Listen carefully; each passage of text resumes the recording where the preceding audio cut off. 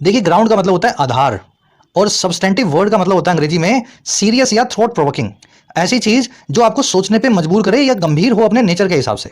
Substantive word को substantial word से confuse नहीं करना है। सब्सटेंशियल का मतलब होता है साइज में, आकार में कोई चीज जो बहुत बड़ी हो, जो नोटिस करने के लायक हो, जिसको अननोटिस ना रखा जा सके।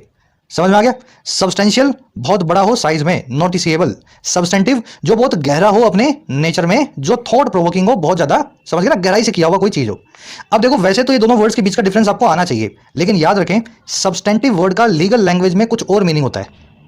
कंफ्यूज नहीं कर रहा हूं आपको, मैं सिर्फ ये बता रहा हूं, जब कोर्ट वोट की बात हो ना, तो लीगल लैंग्वेज में सब्सटेंटिव वर्ड का मतलब होता है ऐसी चीज जो मूल अधिकारों और कर्तव्यों से जुड़ी हो, आपके ओरिजिनल राइट्स और ड्यूटी से जुड़ी हो, अपने संविधान में लिखे हो ना अपने मूल अधिकार।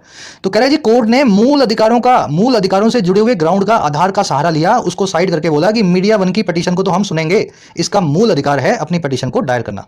समझ गए? सब्सटेंटिव का लीगल लैंग्वेज में मूल अधिकारों से कनेक्शन होता है। चलिए आगे बढ़ते हैं। कह रहे जी the court has rightly found fault with the approach of the Kerala high court which had accepted material in a sealed cover on why the home ministry deny.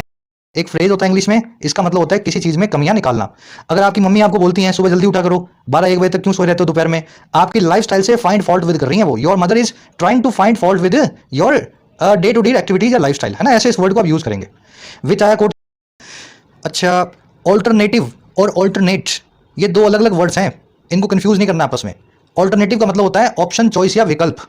Option, choice या विकल्प। ऑल्टरनेट ये एक एडजेक्टिव भी, एक verb भी है। इसका मतलब होता है एक छोड़ छोड़ के। जैसे मान लीजिए आप सोमवार को, मंडे को पढ़ते हैं जीएस, और फिर आप ट्यूसडे को पढ़ते हैं इंग्लिश, फिर वेंसडे को पढ़ते हैं अगेन जीएस, फिर थर्सडे को पढ़ते हैं मैथ्स। फॉर एग्जांपल, वैसे तो सही तरीका नहीं है, रोज सभी सब्जेक्ट पढ़ने चाहिए। मान लीजिए आप एक एक दिन छोड़ छोड़ के जीएस पढ़ रहे हैं, तो आप बोल सकते हैं मैं ऑल्टरनेट डे पे जीएस को पढ़ाई करता हूं। समझ में आ गई बात? ऑल्टरनेट डे पे, ऑल्टरनेट वीक पे, ऑल्टरनेट मंथ पे, ऑल्टरनेट ईयर पे, ऑल्टरनेट डेकेड पे, कोई भी चीज जब एक एक छोड़ छोड़ के होती है तो उसको बोलते हैं ऑल्टरनेट। तो ये छोड़ छोड़ के वाला वर्ड जो है, ऑल्टरनेटिव वर्ड से कंफ्यूज नहीं किया जाना चाहिए। एक सेंटेंस रख रहा हूं आपके सामने, सब लोग कोशिश करें ऑल्टरनेटिव और ऑल्टरनेट वर्ड में से एक वर्ड को चूज करने की, यहां पे भी और यहां पे भी। वर्किंग ऑन ऑल्टरनेट शिफ्ट्स या alternative shifts to take care of the baby was the last alternative the working couple had.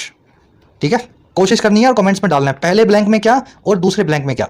जब करोगे ना कोशिश, मैं अपने आप आपको कमेंट से बता देता हूँ गलत गलत होता है तो, है ना, कोशिश करोगे तभी आपको पता लगेगा ये नॉलेज जो आप ले रहे हो आप उसको अप्लाई कर पा रहे हो या नहीं कर पा रहे। चीज को बैलेंस करने के लिए in a bid to balance.